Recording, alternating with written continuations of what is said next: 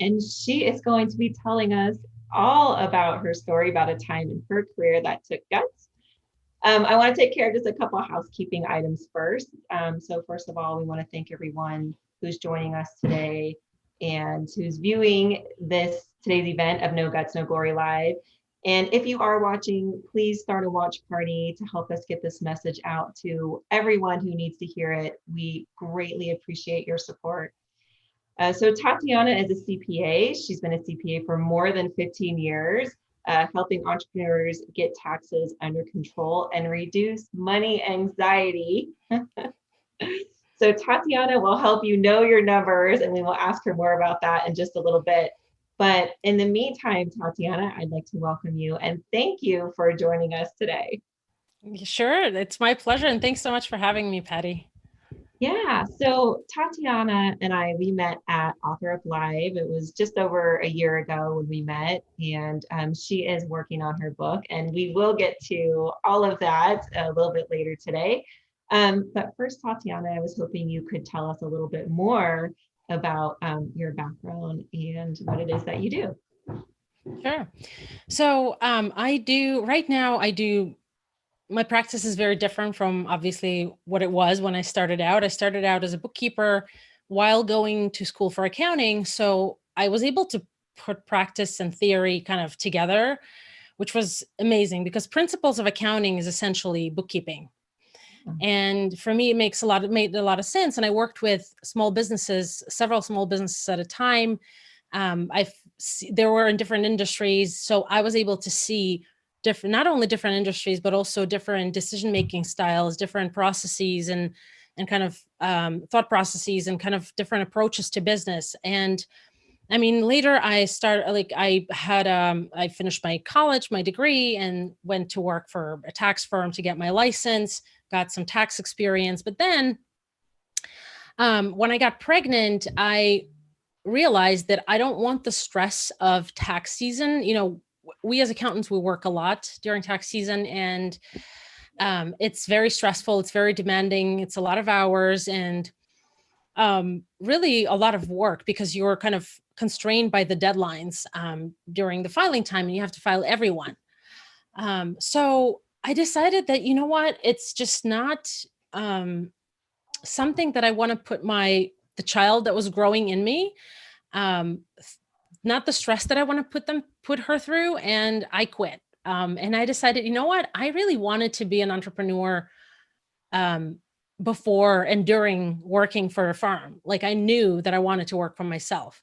And this just kind of gave me this boost or kick or whatever you call it, to actually go ahead and do it. And that's how it all started. And now I run a pretty interesting accounting firm. I have a lot of tools in my toolbox that I help clients with, like price psychology, tax planning, actually reducing taxes proactively for clients. And it involves a holistic approach. So whenever I advise a client on a management decision, I always keep my tax hat on and so on. So it's actually right now, I'm really enjoying my work. I've enjoyed it for many years, but now my business has grown to a point where I'm actually not taking on once a year clients. So it's been pretty interesting. Oh my gosh. Now, did you always want to go into the field of accounting? Um, that actually is an interesting story. So no, the short answer is no. The long answer is when I came to the United States, I was 19. And since I was about 14, I was dreaming about becoming a lawyer, an attorney. I really like dealing with the paperwork of making decisions and giving advice and so on. I So could see you being an attorney, actually. I don't know, your personality really fits that. And I mean that in a very positive way. Like you're very courageous and you're very strong and you're very confident that I could see that for you. yeah. So I came to the US, and I was like, you know what? I'm going to go to law school. But before that, I had to complete my bachelor's degree. I actually went to law school in Belarus back in the day, and law school there is not a graduate school. It's kind of a combination. So in the US, it's 4 years undergrad and then 3 years, whatever, graduate school. In Belarus, that you pick your career when you're 17 and you go into a law school, a medical school, whatever it is, and you study for 5, 6 years, depending on the school, to get your degree. And then you're sort of the master's level based on the amount of studies that you do. But I didn't finish it. I came to the US after 2 years of law school back there. And I was like, you know what? I want to be a lawyer in the US, in New York. And so I went to Hunter College, and it's a very well-known college in New York City. And when the time came for me to choose the major, I needed something that would allow me to support myself financially, because I came to the US by myself. There was nobody else that I could count on. I actually, the first year that I came to the US, I got into an abusive relationship. And so it took me a couple of years to get over and out of that. And then I decided, you know what, I need to support myself through college plus through law school. Like, which major would I choose? So accounting sort of came naturally, because bookkeeping I knew a little bit about, started doing it. And I just thought, you know what, bookkeeping is a great way to pay my way through college and law school and so on. And while I was in college, I was brainwashed that if you're getting an accounting major, you might as well be a CPA. So I kind of fell in love with it. In college, I had some really amazing professors, and I just never looked back. Okay, so already I've heard a couple of instances of a time in your life that took guts. So I don't even know if we've even touched on it, because for everybody watching, I'm learning these stories at the same time you are. So the series is called No Guts, No Glory Live. And the idea, Tatiana, is that, through our stories, we'll help give others the courage and the strength, within themselves to go out and have guts and follow their passion and their dreams, and just, do something they've been thinking about doing, but they've been afraid to do it. So the idea is that through our stories, they'll listen to what we've been through and decide, I'm ready to take that next step. And a lot of what we've been learning, through a lot of these stories, is it's just take that next step. Just keep taking one step forward, and eventually you'll get there, right? And your steps will get bigger, and they'll turn into leaps and jumps. So can you tell us about a time in your career that took guts? I think in the past few years, I've had numerous moments where I just did it because I knew that there was potential. But I think probably in my career, the most critical point came about 2.5 years ago. I came across a training that promised to be transformational and that would allow me to make more money in my business. And the training was expensive, and I wanted to do it. I knew that it would be transformational for my business. I just didn't know how. I had a gut feeling. But at the time when I spoke to the enrollment person, I didn't do it. I was afraid. We couldn't afford to invest in it. And honestly, I never really considered it an investment. I saw it as an expense, which was my mistake. I mean, I've gone through my own practice I've grown my practice for 6 years, maybe 5.5, 6 years. I was giving away my time. I was happily doing it, but I was giving away my time, and, clients texted me anytime they wanted. I did a lot of things for free, and felt bad for everyone, felt sorry for everyone, because everybody needed it more than I did, and ended up in this place where, when an opportunity came about to really transform my tax practice. I always loved taxes. I am a geek, complete tax geek. I love, I'm just working on the partnership tax return today, and it's the best thing ever. Oh my gosh, I love that. You're just doing what you love to do, right? Somebody's got to love it, and you love it. Oh my gosh, I love that. Yeah. So I had this salesperson, said that they only give scholarships, half the price scholarships if you sign up on the call. And I was scared. I didn't sign up right away because I was afraid of being judged, of not having the money to invest and to spend and whatever. And then a month goes by, and I knew, I was thinking about it all that time, like all that month. And I get a notification from Intuit. Intuit is a large software company. They do TurboTax, QuickBooks, and so on. That I made it to the top 15 in Intuit's Firm of the Future contest. And it was a global contest. I don't think it's running anymore. And only 3 US firms were nominated. And a one-woman show was one of them. Oh my gosh. And, after that, I called that woman back. I enrolled in the program, and I charged the program on the 2 credit cards. I got 2 new credit cards. I enrolled in the program. Then I enrolled in coaching. And, my business has transformed since that day, just unbelievably. But what I realized was that I had this limiting belief that I can't afford something. But now I know that we can't afford not to invest in ourselves. And that's what I struggled with. That's why I didn't sign up on the first try. It took me really guts to say, you know what, I want to do it and I'm going to make it happen. And since then, I've invested in myself consistently all the time. I'm doing different programs. I'm looking at different trainings because I don't want to make that mistake again. I don't want to limit myself and think, you know what, I can't afford it today, but I need to this thought of thinking bigger has held me back enough. It's funny that you say that. So I actually am going through something really similar, and there's this training program that's been going around, and I've seen it before and I've thought about it and I've explored it and clicked through, but never really actually committed. And I finally, this month, it's the same thing. It's kind of expensive. Can I really afford to do it? And there's always a little bit of hesitation, like, what if I don't get anything from it? And it's, I waste my time, because there's time you have to invest. It's not just money, but it's the time you need to commit to going through the program.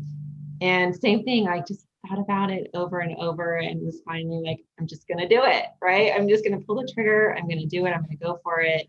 And it hasn't started yet. It actually starts, I think it's next week. And I'm so excited that I did it. And it's something that's been a goal of mine that I've been wanting to learn for a long time. And it's funny. I'm so glad that I'm doing it. And you talk a lot about, just investing in ourselves, and especially as entrepreneurs, right? We still have to continuously be learning.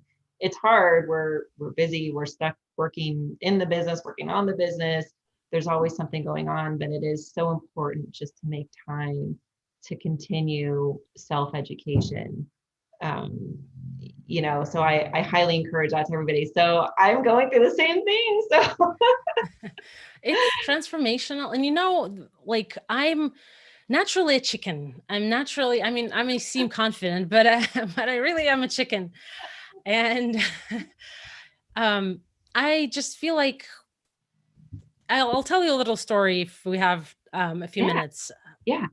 So when I was 16, I think it was 16. Yeah, it was 16. Our school had an exchange trip, and we went to Germany, and then the German school came to us.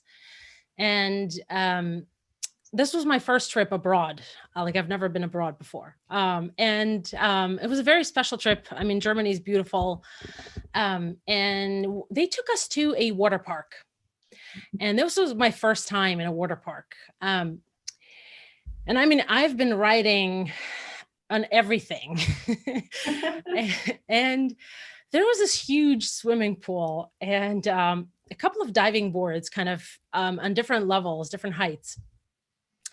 And the top one was, I believe, about 75 feet. I don't know if that's I don't remember. I just remember it being really high. And I was like, you know what? I'm here. This is for the first time. This is a once in a lifetime opportunity. I'm going to go and see if I'm going to jump or dive off the diving board. So I go up to this diving board, I come to the edge and I look down and I'm horrified. I just like, I can't believe I'm actually there. I just want to go back. So then I stop for a second and I like breathe, and I know people are already behind me waiting for me to dive. And I think, someone already did the math for me. Someone who built this diving board already kind of ensured that I'm not going to die by just jumping down. The pool is deep enough.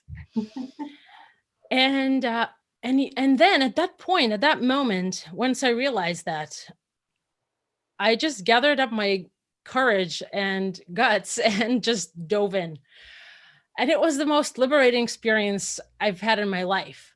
So now I remember that feeling, that emotion that I experienced at the edge of the diving board. And every time I come to something that's sort of risky, like what I've discussed before, what you've mentioned, the program, when you can't really afford it, it's expensive. I do the math first, and then I just gather up my courage and I never look back. When I invested in the program and then another expensive coaching program a couple of years ago, I decided, you know what? I'm not going to even let the thought of what if enter my brain. And it was the best decision I've ever made for my business and for my life. And I've tripled my income since then. It's just been amazing. And that feeling of standing at the edge of on the edge of the diving board and knowing that the numbers work is just something that I'll remember forever. Just wanted to share it with you. The numbers work. Oh, I like that. Can you tell us how people can find you or get a hold of you and the type of clients that you typically work with? Can you tell us a little bit more about that? So now I mostly work with people who want to grow and their business and learn how to do it smart with numbers. I do, I mean, I don't like the word coaching necessarily, but a lot of what I do is coaching clients to understand and not be afraid of numbers. I mean, I've worked with clients who've been poetry majors or designers, people who are as far away from numbers as you can possibly imagine.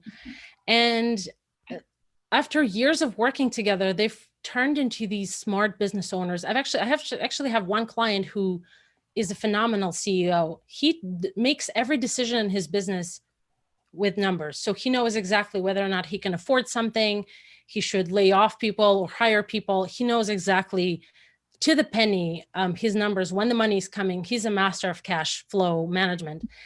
And basically what I do is I work with clients who want to get to that level and help them get there, not only by doing their bookkeeping and taxes and so on, but also by educating and spending time with them and giving them confidence and making them ask questions before they make decisions and kind of see the power in numbers. So that's what I do mostly now. I mean, a lot of it is compliance, of course, because, we can't get away from tax return filing, but with a lot of my clients, I actually do a lot of this support and ongoing advice and so on. So how people can get in touch with me. So I have two kind of sides to my business now: the actual tax and advisory service, where I mostly work with small business and small business owners. And the other side is my educational business.